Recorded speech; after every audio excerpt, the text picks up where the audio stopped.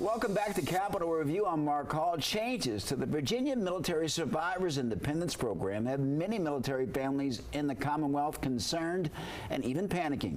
But it seems that lawmakers have found this solution. The program provides tuition assistance to family members of military members and first responders killed in the line of duty. Northern Virginia reporter Hayley Milion joins us now to explain. Hayley, this issue has certainly drawn lawmakers back to Richmond for a special session to fix the program.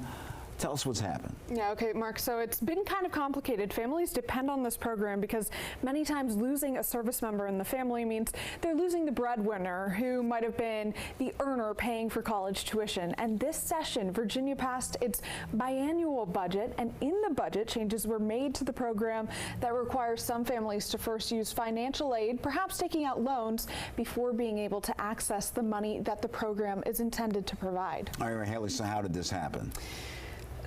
Long story short, schools determined that keeping up with the cost of the program is a challenge, so these changes were added to the budget instead of going through legislation. So two different mechanisms here. But Governor Youngkin recommended changes when he sent amendments back to the General Assembly with the budget, and almost immediately, Mark, people were upset over the implications here with the struggles that military families would then face. Well, there are some big developments this week. Where do things stand right now?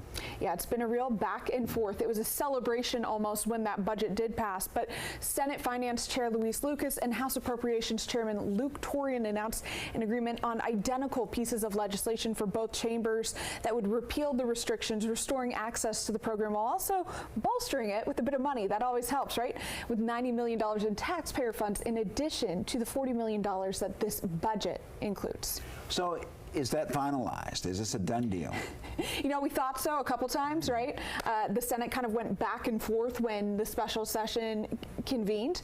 The House moved rather quickly, but as of now, it's kind of a waiting game with these lawmakers. They're set to return July 18th to vote on these new proposals, but right now, I would say the posture is optimistic on this. Is this bipartisan agreement that this needs to get done?